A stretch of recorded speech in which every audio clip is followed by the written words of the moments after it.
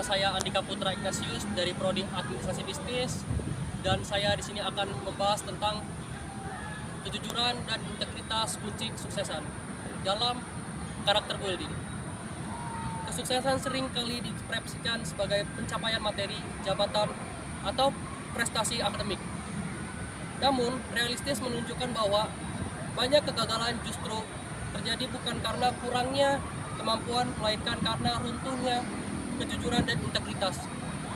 Inilah alasan mengapa karakter building menjadi fondasi penting dan membentuk kesuksesan yang bermakna dan berkelanjutan. Karakter building merupakan proses pembentukan nilai, sikap, dan perilaku secara sadar dan berkelanjutan. Menurut Thomas Lickwen, proses ini mencakup 3 unsur utama, yaitu pemahaman moral, kesadaran moral, dan tindakan moral. Artinya karakter tidak cukup dipahami, tetapi harus dirasakan dalam diwujudkan dalam tindakan nyata. Dalam kerangka inilah kejujuran dan integritas menempati posisi yang sangat mendasar. Ya. Kejujuran mencerminkan kesesuaian antar perkataan, tindakan, dan fakta. Sikap jujur menutup keberanian untuk mengatakan dan melakukan kebenaran meskipun tidak selalu menguntungkan. Sementara itu, integritas merupakan konsistensi individu dalam memegang nilai moral. Bahkan ketika berada dalam tekanan atau situasi sulit, kejujuran adalah praktik nyata. Sedangkan integritas adalah fondasi nilai yang menopangnya. Kedua tidak dapat dipisahkan dalam proses pembentukan karakter. Dalam kehidupan individu, kejujuran dan integritas membentuk kendali diri, keteguhan prinsip, serta identitas moral yang stabil.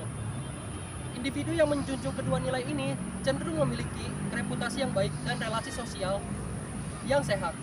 Dalam interaksi sosial, kejujuran membangun kepercayaan, sementara integritas menjaga keberlanjutan hubungan. Tanpa kedua nilai ini, interaksi sosial akan bersifat transaksional dan dipenuhi kecurigaan. Lingkungan pendidikan menjadi ruang strategis dalam pembentukan kejujuran dan integritas.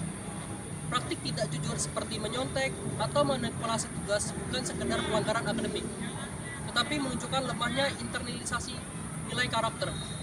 Pendidikan yang mengabaikan kejujuran dan integritas berisiko menghasilkan individu yang mengejar hasil tanpa proses, sehingga tidak siap menghadapi tantangan kehidupan nyata. Di dunia kerja, kejujuran dan integritas menentukan reputasi profesional dan kepercayaan. Kompetensi tanpa integritas tidak cukup untuk menjamin keberhasilan. Menjaga pajang, banyak individu gagal karena uang dan kurang cerdas atau kurang terampil, tetapi karena kehilangan kepercayaan.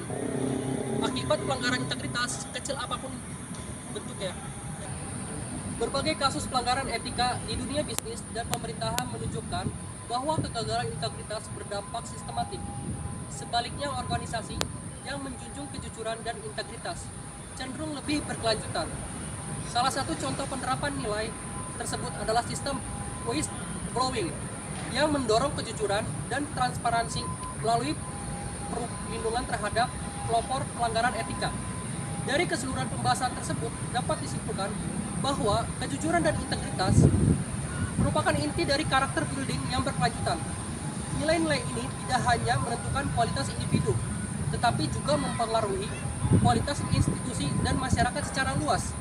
Oleh karena itu, kesuksesan sejati hanya dapat dicapai apabila dibangun di atas karakter yang kuat dengan kejujuran dan integritas sebagai prinsip moral utama dalam kehidupan. Dan sekian dari penjelasan saya. Saya Andika Putra Ignatius dari Prodi Administrasi Bisnis. Sekian dari penjelasan saya mengenai materi karakter building tentang tema kejujuran dan integritas menuju kesuksesan. Mohon maaf atas segala kekurangannya dan terima kasih. Bye-bye. Sebuah ketidakjujuran tidak pernah menyelesaikan masalah. Sebuah ketidakjujuran selalu mengakibatkan munculnya masalah baru. Apapun keadaannya, apapun konsekuensinya, jujurlah pada diri sendiri, jujurlah pada orang lain. Karena ketika kamu gak jujur, bukan hanya orang lain yang dirugikan, tapi sesungguhnya dirimu sendirilah yang juga dikorbankan.